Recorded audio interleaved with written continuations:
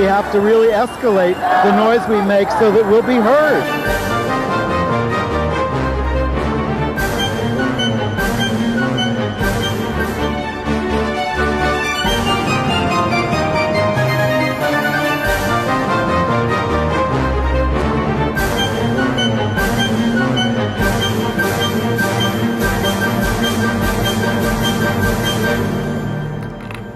Welcome to Gay USA. I'm Andy Humm. I'm Ann Northrop.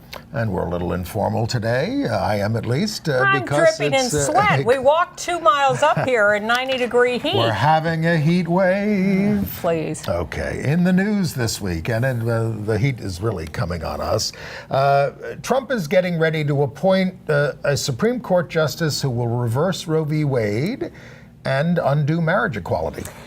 And those are only the things we've thought of. There are a million Many more things coming down the pike. It's well, we'll tell you a way out. Well, I wanted to get to this at some point in the show, but while it's on my mind, I've heard from a couple of viewers who have been surprised at my negative reactions to a couple of things lately, a movie, a TV show, whatever.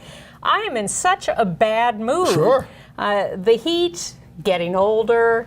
But it's the loss of the country. It's the end of democracy. We've been activists for years each, and we see it all That gave me a laugh. dissolving. I'm scared to death. I really am. I am. As well we should be. This is fascism. So I apologize. We're not exaggerating. I apologize for my negative attitude recently. I will try to put things in perspective, but man, it's hard. Gotta be serious. It is hard. So moving on to other good news headlines. Well, yes, hundreds of thousands of people, if not millions, marched nationwide to protest Trump's separation of asylum seekers from their children. And while an anti-transgender referendum was scuttled in Montana, we've been telling you about the one in Massachusetts, and we have a report on that from the Human Rights Campaign about how they're fighting it with the people there. We also have come across a report that trans activist Jazz Jennings has had her surgery. That is excellent news. At 17. I went to the funeral and memorial for Dick Leitch this week, the gay pioneer, pre-Stonewall activist, where his remarkable achievements were celebrated. Pro soccer player Colin Martin has come out. He plays for a U.S. team. He, believe it or not, he is the only man currently out in any major league sports team. Women don't have this problem as much. Not as much. Not at all. Brendan Urie of Panic at the Disco has thrown major support to high school gay straight alliances, GSAs. In Istanbul, activists defied a ban on having a pride march and got seriously attacked by the police for it. And you think things are tough here? Well, we've always told you how tough they are in Africa, but there have been major breakthroughs for LGBT rights in Eswatini and Angola. Well, these are always the stories that cheer me up from around the world. The activists who are not afraid to stand up and speak out and demand justice in these places around the world that, I'm an ignorant American, but it seems to me that they're showing a lot of guts. And we're going to talk about how terrible things are here, but, when I was sitting in Dick Leitch's funeral, it was just a funeral mass at an Episcopal church, there were, down times. I just thought, here's a guy who was out and proud in 1964 and way before Stonewall, when people wouldn't come out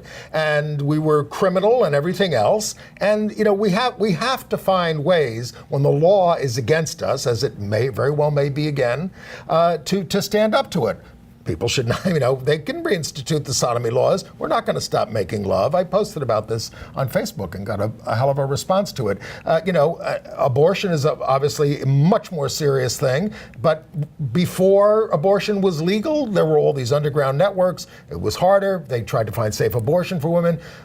These are the kinds of things that we have to do. We have to break bad laws in order to stand up to them. Well, the New York Times actually had a very interesting front page article this week about the fact that in this day and age, there are alternative methods of abortion that are much more accessible to women everywhere. Pills. Pills, yeah.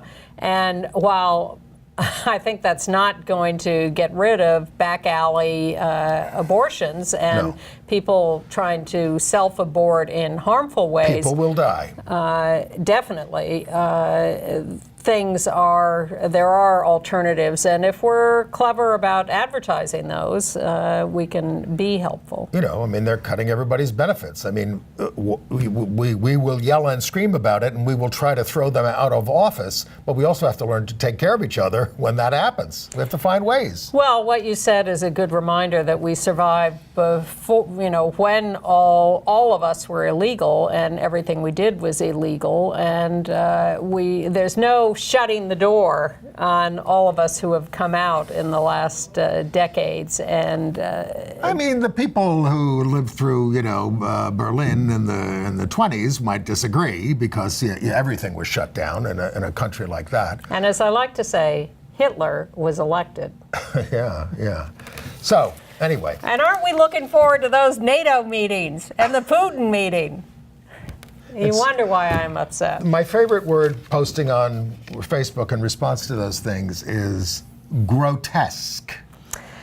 Well, I mean, in Ireland, I mean, I'm not jumping the gun here, but it relates to Trump. We're digressing a little. No, the U.S. Embassy has an annual 4th of July thing, right? We're taping the day before the 4th of July. Yeah, we're taping a day early this week on Tuesday Yeah. because our studios are closed on the 4th of July. So whatever happens in the next few days before you see this, we will catch up with So they have next week. the U.S. Embassy throws a big 4th of July party in Phoenix Park in Dublin, and government ministers and leaders of parties are all canceling this year because in direct response to the way we're treating children at the border, but there's so many other things to protest. Allies, what we're...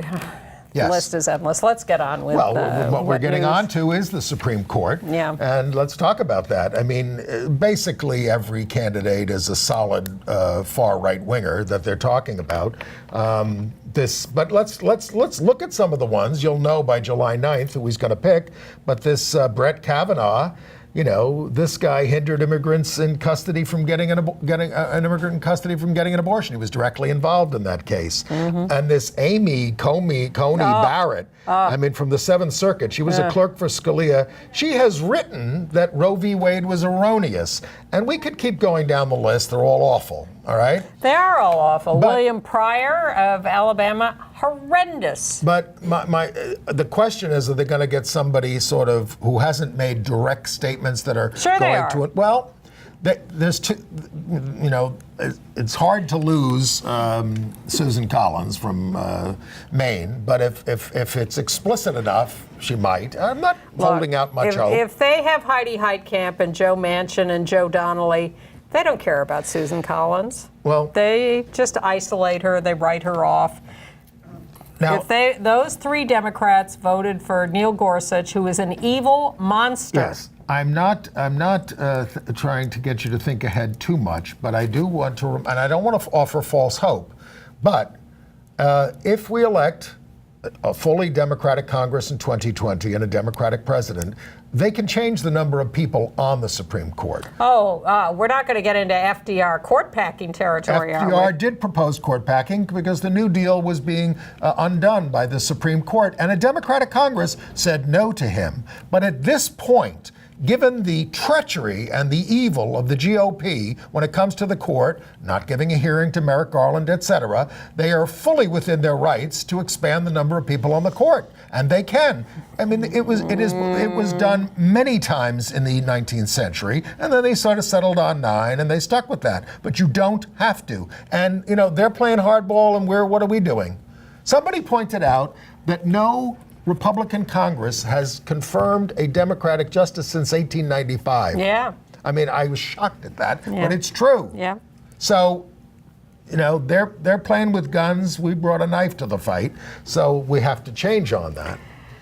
Well, I'm open to any discussion, but it makes me very, very nervous to open up discussions like that because they can do it to us in... Yes, they can do it. We could end up with 100 people on the Supreme Court because the only thing the Constitution says is that it's a life appointment. That's the only thing. Well, we want 1,000 people in Congress, right? At least. No, absolutely. This is the thing. We're all going to reflect. Read the Declaration of Independence this week, please. Read the Constitution. I mean, the sins of King George are very similar to the sins of Donald Trump. But we need a new system, and that's what the Declaration of Independence says. It uses the word system when it's this noxious, or they don't use that word, but you said it's time to change the system. A Senate that has 2 members for every state, that California gets 2 and North Dakota gets 2, is insanely undemocratic. It was founded by bad people who wanted to preserve slavery, and that's why they did it that way. We are different. We are better than that, but we can't just say, oh, we're going to hope for the next election's going to get better. We need a new system. All right. When convening the committee to devise the new system, make sure that Mr. Andrew J. Humm is... I'm ready. Okay. And Ken Sherrill, the gay political scientist, says in political science circles there is a ton of talk about this right now because we've got to. Because we have a country where half the people are. I think both sides are unhappy now, and I think if we gave them their nation, they wouldn't elect somebody as stupid and evil as Donald Trump. I mean, they'd want somebody who could actually run the thing, their country, and maybe we need 2 countries or 3. Other places have done it. We're not immune from that. But what's the point of trying to make us get along when we're never going to get along? Well, I don't think they're horrified enough by Donald Trump yet. I think they're quite happy about some of it. They like how mad he makes us. Yeah. That's what they're most enjoying. They like how racist he is. But you can't eat racism. Eventually they're going to need some competence. All right, and you look at who he's appointing now to the lower courts. Nice segue. Yes, let's move there. Well, we have a picture of this guy in Alabama, Andrew Brasher, 37 years old. As they say, young, white, male extreme. The Solicitor General of Alabama. He urged the gutting of voting rights. He defended Arizona's law requiring proof of citizenship to vote. That was overturned 7-2 by the Supreme Court, by Scalia.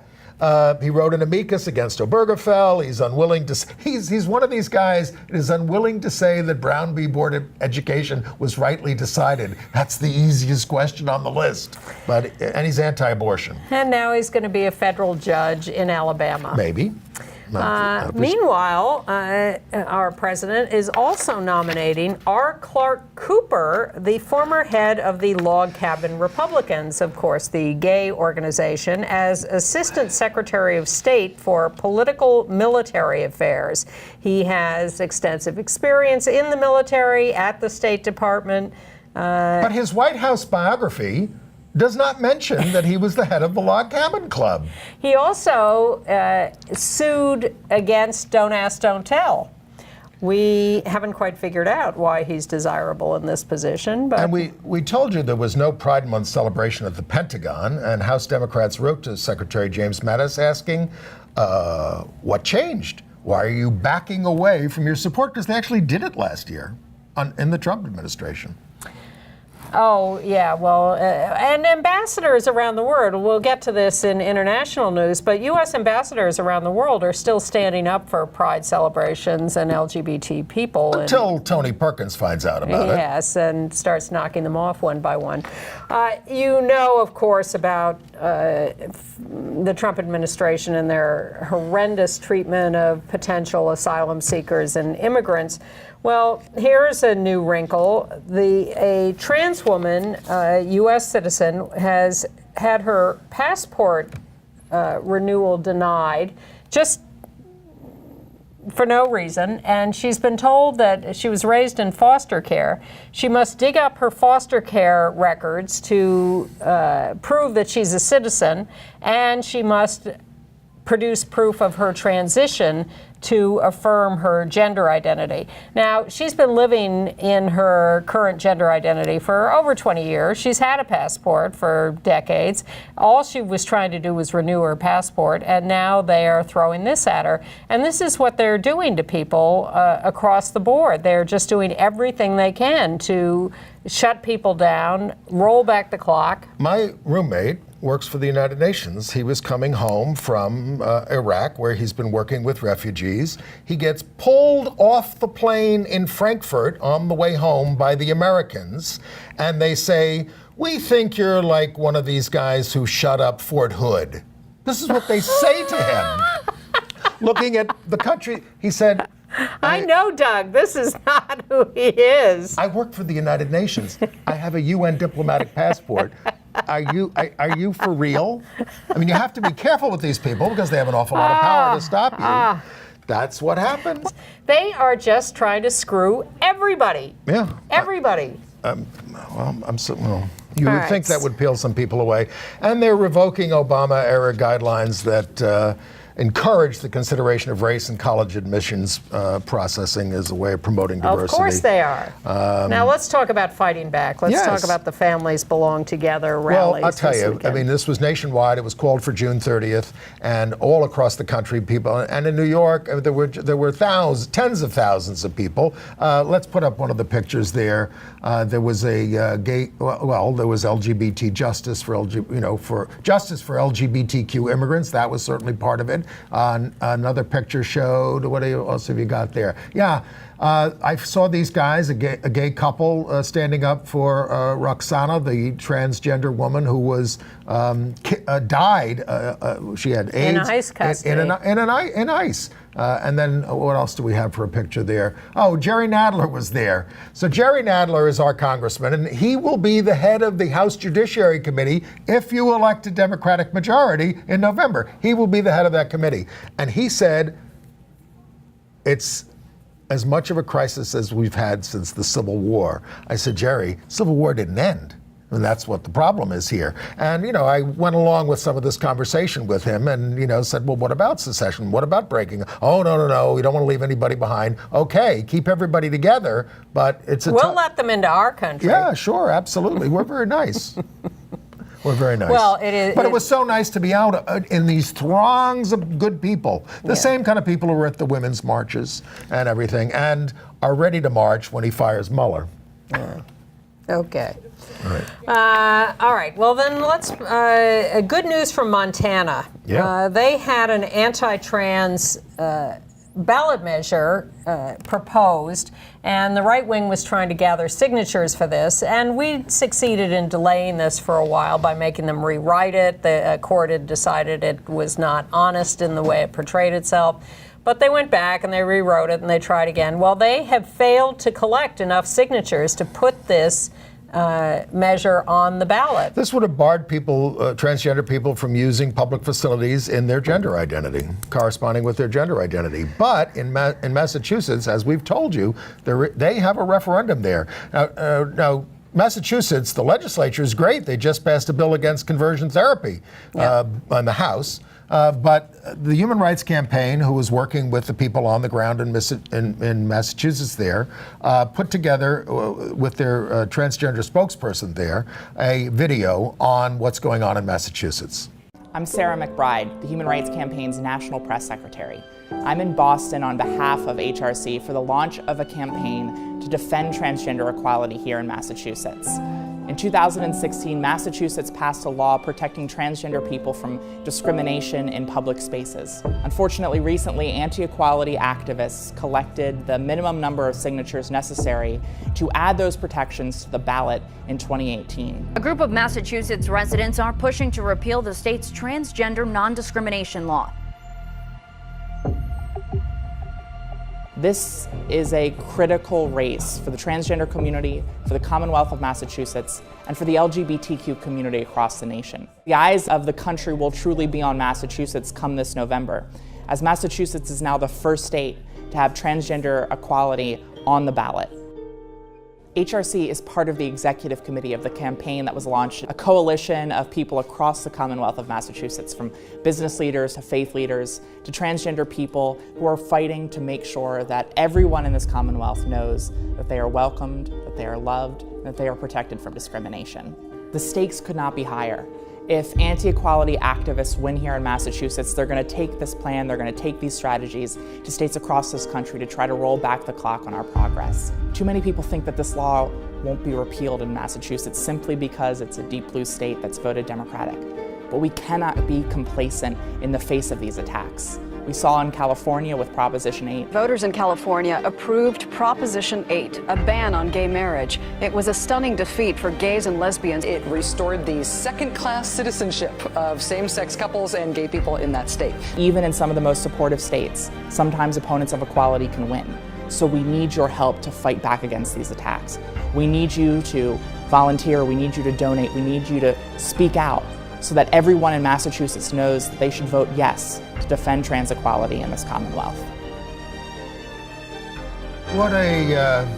What a disgrace that human rights are being put to a popular vote. They don't allow that in the District of Columbia. Well, you'd think that Massachusetts would be fairly safe, but of course it's not. It's not that hard to get something on the ballot in Massachusetts. We only very narrowly averted a referendum on the marriage thing. It came, Yes. They only needed like a quarter of the legislature to go along with it. We had to manipulate that a little. So heads up in Massachusetts on this attempt to repeal non-discrimination protections. And congratulations to young Jazz Jennings, 17 years old. I Am Jazz, very popular reality show on TV. She's been a great activist for many years. And I've watched the show, and I think it's a terrific look into her life and her family's life. They've been very generous about sharing their story for years. She did say in her post about this, I have been looking forward to this my entire life. I've been ready for this my entire life. That she said she's going to miss peeing standing up. She said that. Well, maybe she can still accomplish that. She said when it's... Anyway, did we show the picture of her in her hospital gown? Jazz Jennings. Jazz Jennings. She's had her confirmation surgery. There she is, looking very happy. That's and great. One of the big issues on the show this year was the doctors told her, you have to lose weight to have this surgery. You are too large. Really? And I don't know if it was about blood pressure or self-image, but that was the big issue, and that picture really makes it look like she really has lost a fair amount of weight. You want to talk about some other political things? Well, let me. Go ahead. Yes. Yeah. In Missouri, Democratic Senator Claire McCaskill's opponent is Josh Hawley, a law professor at the University of Missouri, who worked on a fellowship at the virulently anti-LGBT Alliance Defending Freedom that wants the sterilization of transgender people and praises sodomy laws. He has referred to LGBT people as sexually confused and sinful, and he wants to be your senator. Just say no. I have a few follow-up notes from last week's primaries. Jared Polis won the nomination for a Democratic nomination for governor in Colorado and is considered the heavy frontrunner. Out gay congressman. But he did not win the nomination at the state Democratic convention. No. He lost it, in fact, 2-1. And he says it's because the Democratic convention there was scared of him as a gay man being the nominee.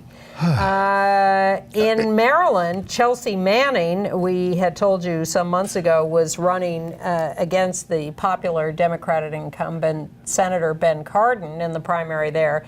Chelsea got 5% of the vote, which actually I think is not a bad showing against the Democratic establishment in Maryland. And finally, in New York, Cynthia Nixon has been started to pick up some political endorsements in her run for governor against the incumbent Andrew Cuomo. Melissa Mark Viverito, the former city council speaker. Yes, and she got Roberta Kaplan, who argued the Windsor case at the Supreme Court. And Jimmy Van Bramer, who is a leader of and is breaking away from the machine in Queens now that Joe Crowley is down. So some momentum developing in that race. And in New York, Carol Maloney, a longtime congresswoman from the east side of Manhattan, narrowly survived a primary challenge from Suraj Patel, whose campaign used fake profiles on dating apps like Grindr to lure people to his side. Politics. Isn't it fun? And in Dixon, California, the Vice Mayor, Ted Hickman, declared Straight Pride American Month, called us fairies, misspelled it, and Tinkerbells. Charming. Update on the story from last week about Pride in North Carolina. I was a little confused. Let me straighten it out. Yeah. Raleigh and Durham have had Pride festivals, Pride marches for many years in North Carolina, but Wake County, in which Raleigh sits, the commissioners, for the first time, recognized Pride Month. So that was what was the new. news. That was the news. All right, bad news in Boston, where a gay homeless man was locked up by a kid named Jackson Sugru, 19 years old. Shagru, in a church bathroom for days and beat him, and now is trying to use a homosexual panic defense. You locked him up for 4 days. And you beat him. No food and water. And then you're saying you were scared of him? Yeah. He finally escaped and went to the cops, and they arrested this guy. In Cleveland, trans woman Keisha Wells, 58 years old, was shot dead. This is the 14th murder of a trans woman this year. That's terrible. And activists in Fort Lauderdale are really getting angry and getting out in the streets to demand that the cops start looking for the killers of 3 trans women in Fort Lauderdale. They did arrest. But that was a domestic violence thing, and the woman who was shot, the trans woman, is alive and is identifying her attacker. And you did Cleveland, yes? Yeah, I just did Yes, that. okay. So, all right. Well, let's move on then. Better news. Brendan Urie of the musical group Panic at the Disco has announced that he is giving $1 million to the Gay, Lesbian, Straight Education Network, GLSEN. And he announced this live on the Today Show, so it couldn't be stopped. And he's doing this to help them create gay straight alliance groups, or whatever they're calling the GSAs these days. Yes. Around the country. Now, if you want to have a GSA in your high school, you can, even if you're in the heart of Alabama or Mississippi or any place, because the ACLU will back you up. And the law is that you have to let students form these groups, federal law.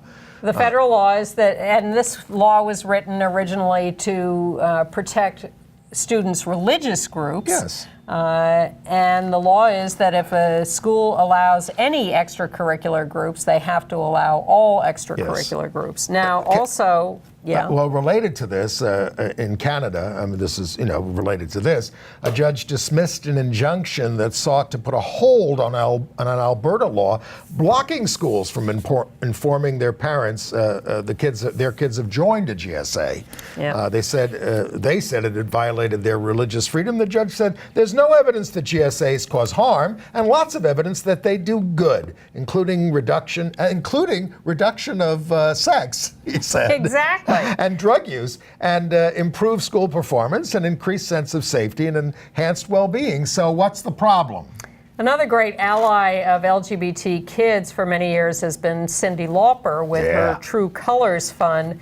And they have announced that they are creating a state index on youth homelessness. So they are going to collect information and make it available online for everybody so you can assess the situation in your state and find resources and whatever. Thank you, Cyndi. All right, so we should talk about some coming outs, maybe? Sure. Colin Martin, 23 years old, pro soccer player for the in Minnesota. Minnesota United. Yes, he's come out as gay, and he turns out to be the only one in a major American sports league male, and he did it on Pride Night. Now, we've had out football players like Michael Sam, basketball players like Jason Collins, Robbie,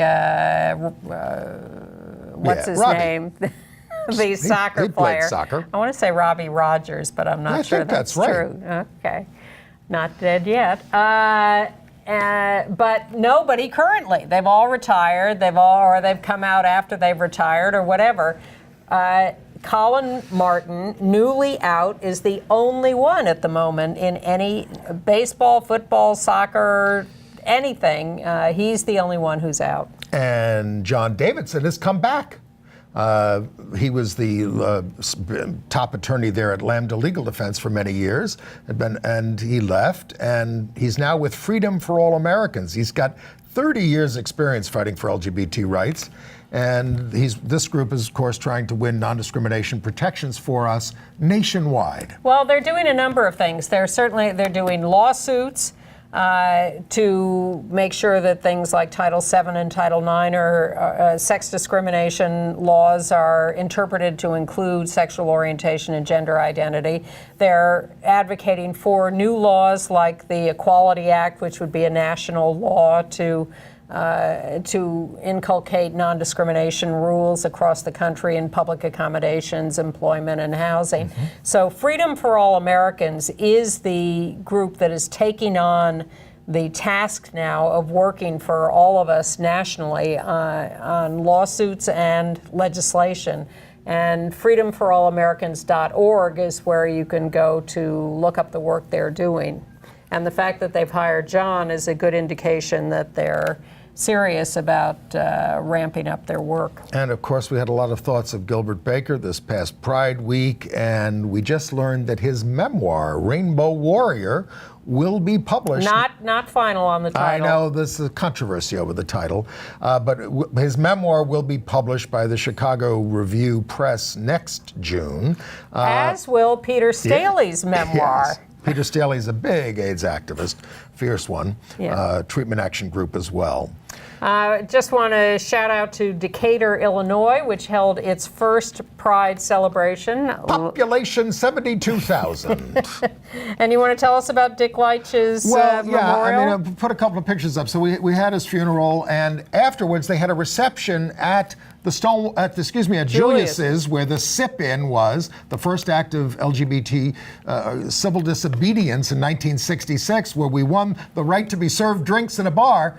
And right in the center of the picture is one of his young friends, Paul Havern, and that's the owner of the bar there, the woman, and our friend. But there's put the picture back up. Next to right there within the dark T-shirt is Matt Bomer. And it turns out that in his last months of his life, he went to see the boys in the band and was invited back to talk to the whole cast backstage. And I talked to Matt afterwards, and he said it was an honor to have him, and we're just all grateful for what he did, which was terrific. I will send out a link to Dick Leitch's story on the Stonewall Rebellion. Please, I want to read it. He wrote it that night, and I'm going to send it to you. The other picture we have is of all the young friends of Dick Leitch. Do you have that picture? I don't think we have You don't have that one? No. All right, you don't have that one. But that's a story, too. And Paul was one of them, the kid in the middle, because they're all in their 20s, and they sort of adopted Dick and had a wonderful time with him and learned so much from him and loved him. All right, let's move on to international news. Unless you have something else that I think I'm good. Go. No. Yes, please. Okay. Well, update on the story from last week about the United Kingdom legalizing civil partnerships for heterosexual couples. This has been a crusade of gay activist Peter Tatchell for years. So we have Equality a picture for all. We have a picture there of Rebecca Steinfeld and Charles Cadan. And what they said was that, marriage is something grounded in the ownership of women and has a bad history, and we want to be able to have civil partnership, too. God, I haven't heard that kind of talk since the 70s. Women were treated as property, they said, and we don't want to be a part of it. We just want to... Now, here in New York, you can have a domestic partnership. You don't have to get married if you're non-gay. In fact, most domestic partnerships are non-gay people. Right. Yeah, in New York. But back in the United Kingdom, the island of Jersey, marriages have finally begun there. They went through their own little struggle to legalize same-sex marriages, and now they began as of July 1st. And also in the United Kingdom, the government has a new LGBT action plan. Now, this is a conservative government, But Peter Tatchell says it fails to end detention and deportation of LGBTQ refugees from homophobic countries or compensate gay and bi men who were convicted under anti-gay laws. He said the budget for it is £4.5 million, which ain't that much these days, is insulting, especially since they're cutting funds for sexual health clinics. But it does ban conversion therapy. Okay, I suspect the fight will continue. I'd like to hopscotch the globe with Pride celebrations. Yeah. Now, Istanbul, Turkey has had major Pride celebrations for many, many years. But under the new Trump of Turkey, Mr. Erdogan, the right-wing government has banned and shut down Pride celebrations in the last few years on the grounds that there were... On the grounds that I want to get... Wait, start again on those pictures. I want to get reelected. That's the grounds. Well, on the but his excuse is security concerns. He can't protect people. Well, who is attacking the Pride marchers? Oh, I believe it is the police officers in their helmets with their batons, their rubber bullets they were shooting at. Tear gas. Yeah, tear gas. Dogs, they were using dogs to attack Pride marches because Pride marchers were not giving up on this. There they are. But there they are running away from the cops because of the violent attacks, not of the right wing coming after them, just the right-wing cops and government coming after the Pride marchers. There they are gathering together, and you can see there are thousands of people who managed to come out illegally. This is what I'm saying. They tell us we can't, we have to still do it. That's right, in defiance of violent attacks from the government and the armed authorities. So congratulations to activists in Turkey. You did a great job, and you will be a model for us. Manila had a Pride march where they braved heavy rain, and they're pushing for marriage equality, which is before the courts there. Now, I have to say, I did not know that Swaziland in Africa had become Eswatini. Yes, but that is the new name of the country. And they had their first Pride. They certainly did. And there they are, very, very happy to be having their first Pride celebration in Eswatini. And our U.S. ambassador to Eswatini, Lisa Peters, said she was thrilled to see it. Now, this is a country that has the last absolute monarchy in Africa, and the king is not happy. Well, here's my favorite. This is a statement from a government official about why they criminalize sodomy.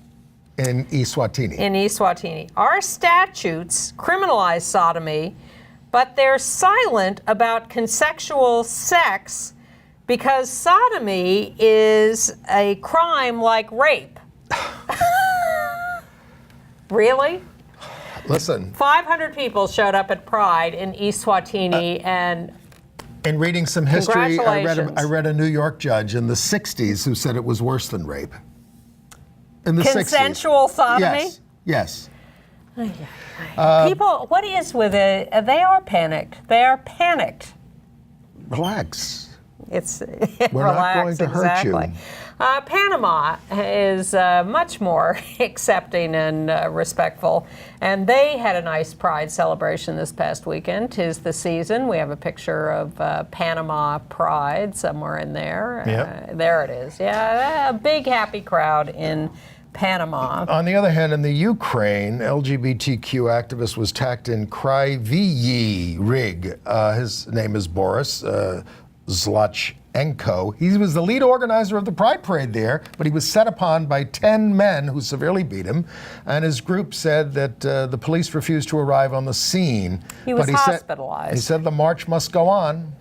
In Angola, back in Africa, the government has given recognition to the LGBT organization Iris Angola Association. Now, this is a country where the law is silent on homosexual activity. They've been trying for 5 years to get this recognition. We told you last week about an LGBT organization in Morocco, I think, that had finally achieved government recognition. This is a big deal. Now, in this country, Well, I guess we need like 501c3 status. We do need some government sanction. But in these countries, it's more about the government really allowing you to exist. Well, it wasn't until 1973 in New York that the court would register the group Lambda Legal Defense. It took a Court of Appeals decision, and they had lost the case on the way up. Dykes on Bikes had a whole long fight with the state to get them to allow the name Dykes on bikes. Back to Africa, Mozambique, they've been fighting for 10 years to get their group Lambda registered, and it's still being turned down. Now, even though the High Court said, you've got to do this. When are you going to do it? And then in Kenya, the Registrar of Societies acknowledges intersex people for the first time. Well, I'm a little gobsmacked, as they say, about what's going on in Moscow in the mayor's race in Russia. There's an out gay, HIV-positive man, Anton Krasovsky, a former TV anchor, who is running for mayor of Moscow. He has to get his signatures first. Well, the fact that he can walk the streets safely is amazing. Yeah. In Osaka, Japan, they're going to issue documents to recognize same-sex partnerships. They are the 8th city or territory or prefecture or whatever in Japan to recognize same-sex partnerships. In London, what's the big one of the big hits in the theater at the Young Vic? Oh, you're talking about The Inheritance? Fun Home. Oh, right. That's open now. Yeah. Fun Home is a big hit there. Big hit in London. Yes. In Costa Rica, the president has ordered all agencies to routinely change documents for transgender people without putting them through some huge rigmarole, like in the United States, where they can't get their passports renewed. And Mexico has elected a leftist president. They call him AMLO. He's included people of all sexual preferences in his victory speech. I'm extremely interested to see how he, an avowed leftist, is going to interact with our president.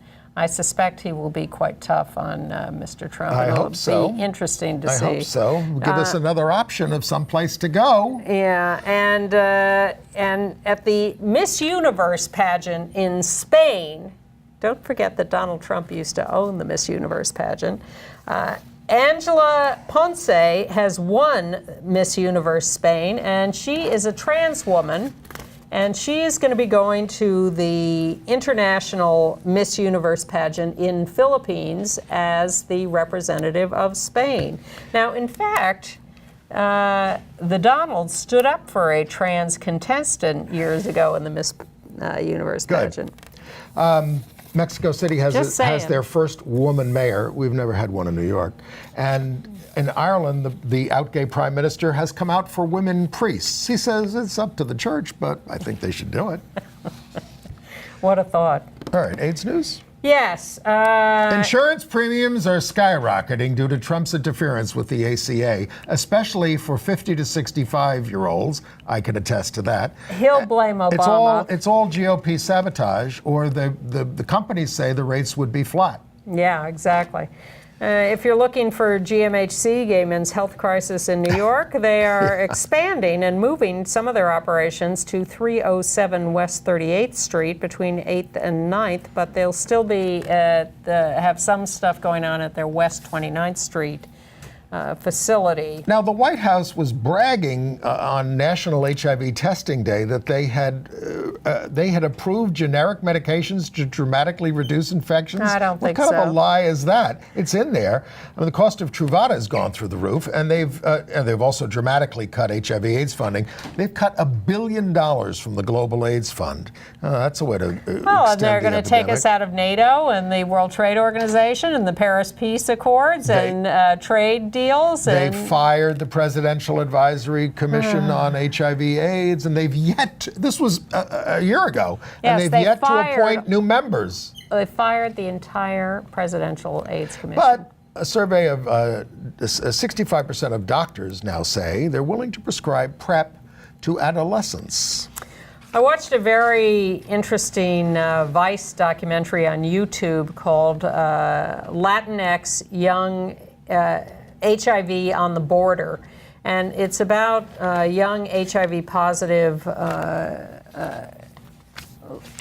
Latinx people on the Texas-Mexico border and what they're coping with and what they know and don't know about the epidemic and what their lives are like. And it's a production of Vice. It is on YouTube, and all you have to do is look up Latinx HIV on the border. Fascinating, moving, and well worth spending a little time looking at. Those Vice reports scare me. Well, I'm about to talk about something else on Vice as we get to entertainment news. Okay. And it's an update on Pose. Yeah. Have you continued to watch it? A little, it's hard for me to stay with. It's not your kind of thing. Yeah. I mean, you don't watch series like that, Right. Dramatic series. I've continued to watch it because we both watched the first episode and thought, well, maybe it has potential. This is not grabbing us off the top. Giving a lot of work to transgender actors. Oh, yeah. And that's good. One of whom is actually coming to New York to campaign for Melissa Sklar's in Queens. Transgender friend of ours who is a longtime political activist who's running for an assembly seat. From Queens. But I think Pose is improving as it goes along. I'm getting drawn into the characters as I suspected I would. A viewer wrote us this week saying, please give it another chance. Well, I've been giving it a chance, and I have been liking it as I went along.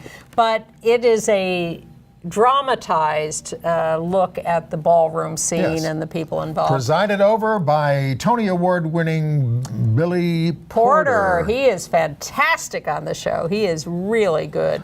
The category is? Live, love, pose, I think. Another viewer said, I know you're talking about Pose, that's great, but I can't believe you're not talking about My House, which is a reality show about the ballroom scene on Vice. Oh. So being the dutiful person I am. You are dedicated. Well, someone points me to a TV show, that's a pretty easy grab. So I went to On Demand, and sure enough, 10 half-hour episodes. Actually, they were each a little shorter than half an hour. So it was pretty easy to, over a period of a few days, watch the whole series. And it is the real people in the ballroom scene in New York and Philadelphia and Chicago. You get to know the characters as you go along at first. Anybody left from Paris is Burning? That was the original documentary, and that director is the consultant to Pose. Jenny Livingston. But seeing both the dramatized version in Pose and the real version in My House is a nice balance. Which is better? I think they each have something to offer. Pose, the characters are a little more developed because they can script them, but there is no substitute for reality. So getting to see the real people who are doing this is a nice insight, a privilege to watch this. And so My House, you can catch up with On Demand on Vice, and Pose continues to run on FX. Well, we've also been advised by a viewer that we should be checking out Hannah Gadsby, Nanette, on Netflix now. I did. I admit I don't have Netflix, but I need to get a smart TV. What kind of a television host am I? Well, I have a friend's password to Netflix. She's an Australian comic who is lesbian. How was the show, Anne? Well, again, if you viewers tell me something to watch, the chances are I might watch it. So I watched Nanette with Hannah Gadsby, and it's an hour and 10 minutes. It's a stand-up comedy special. And at first, I was not taken by this. She's a lesbian comedian, very gentle to begin with, very sort of soft humor. And I thought, really? What's all the excitement about with this? This is not really my style. I'm not so taken with this.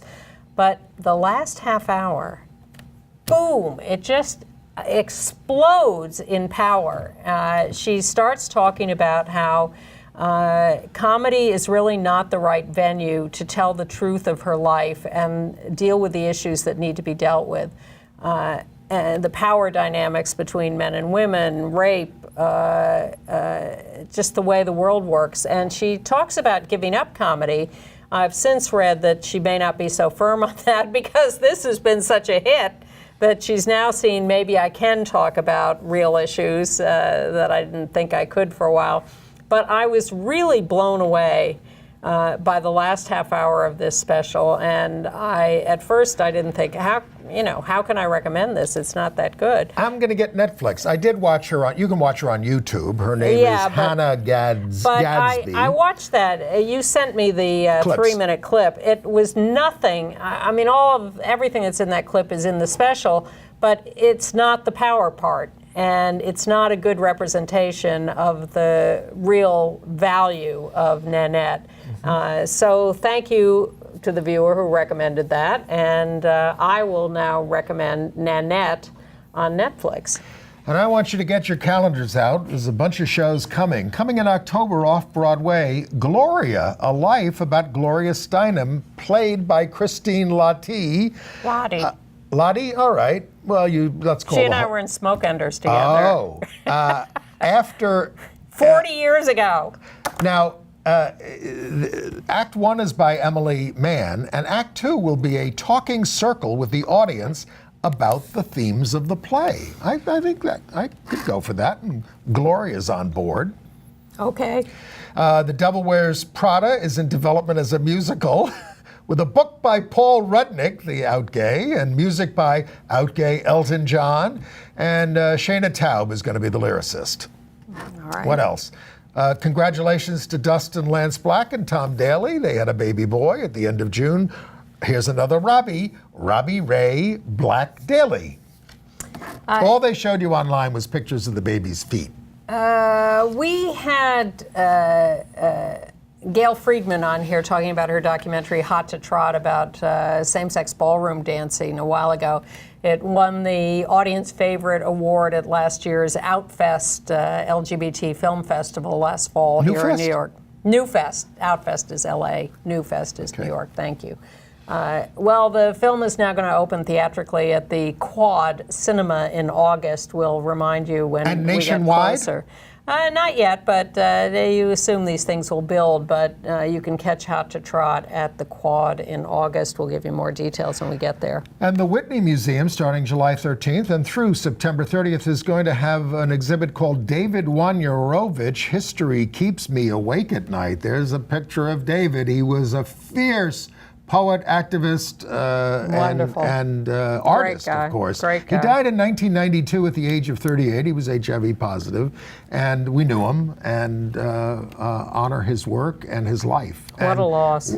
Fierce stuff. He was the guy who called Cardinal O'Connor a fat cannibal in a black skirt and got into a lot of trouble for his lack of civility. Met with him. He wanted the whole record on Cardinal O'Connor. I said, that is not even the least of it with Cardinal O'Connor. General Hospital, the daytime soap opera, has added a trans woman, Cassandra James, to the cast as a trans woman. This is, of course, until Pose, not common usage. Now, in 2015, The Bold and the Beautiful had a trans man on the show, but this is new for General Hospital. And I have to celebrate the return of really one of my all-time favorite shows, Claws. Oh, yeah. Remember how I was orgasmic about this last year, and it has come back in season 2. Please catch up on this show. Watch the first season on demand. Watch it now. This is Niecy Nash running a nail salon and opioid distribution and money laundering business with the Russian mob in Florida.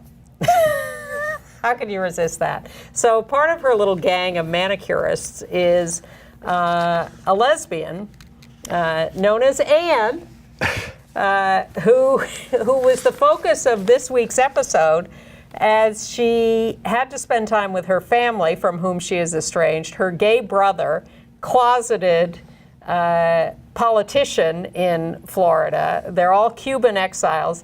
And they have dinner with their parents, who have rejected her as an out lesbian. I'm conflicted as to whether to give this away, but it's because it's a delicious reveal on the show. But Spoiler alert. Anne gets so upset with the parents at dinner because they're being their usual obnoxious selves. And she finally says, I'm not having anything more to do with this nonsense. There's too much lying there. I can't stand it anymore. He's gay, she says, pointing to her brother, who has supposedly been closeted. And the parents sit there and say, we don't give a shit. We're gay, too. You just said a bad word. They're going to have to bleep. Sorry, it was on clause, and now they'll have to bleep it here. They're gay too, the parents. That's great. It went on and since on. I just finished writing Dick Leitch's obituary and a story about his young friends, which will be in the Gay City News, and I will send you a link to that.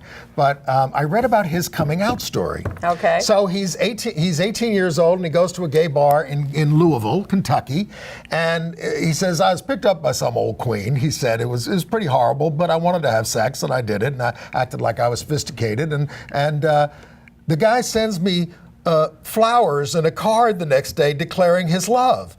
My mother intercepted the flowers. She said, are you a homosexual? Now, this is 1953, folks. And he says, yes. He doesn't hide it. Well, apparently, Dick's cousin was a priest who alerted the parents, I think the boy is gay. And they read up on it, so they were a little prepared. But they said, well, do you want to see somebody? He says, well, I'll see a doctor, because he thought homosexuality was a sickness, and he kept waiting for his face to break out. Mm-hmm. Now, this is how ignorant people were, because you couldn't talk about these issues. So they go to the psychiatrist, who first of all lights into the parents, you did this to him, seriously. And then they say, and it's going to take you a bunch of years, but I can cure you. And the mother just says, how dare you ruin this boy's life and talk to us this way, blaming me? Come on, Dick, we're leaving. And that was it. I mean, it's just an unbelievable coming out story. Well, it reminds me, 50s, I have a friend who's making a documentary about a gay composer here and his topsy-turvy life. But one chapter of it is that he was at Yale in the 50s, and they were doing gay witch hunts. Larry Kramer was there at the same time. Going to psychiatrists and at the behest of his brother. Both of them in this film talk about being dragged into the administration and being accused of being gay, ordered to reveal the names of other people who were gay, and being forced to go to therapy. Unbelievable. And that's in our lifetimes, folks. I was born in 1953. But what strikes me about this also is that these conversations, this life, all existed long before Stonewall or anything else. And I think sometimes people think that this all sprang full-blown in 1969 out of nowhere. No, when Dick started in at Mattachine Society, the pre-Stonewall group, I mean, the people who went to the meetings really wanted to be told by the psychiatrist that they were sick. And he couldn't stand that, and he stood up to them and tried to move it along into a more activist bent. Thank you, Dick. Well, I was just remembering the other day that in my own coming out and my fear and my ignorance and everything, what switched it all for me was being taken to a lesbian bar and walking in the door and saying, oh my God, there's so many people and they're all so different. This must not be an illness. Well, what switched it for me was making love, because, I was not going to be denied that after that. That was great. On that note, we end. We'll see you next week. Thank you, and stay cool.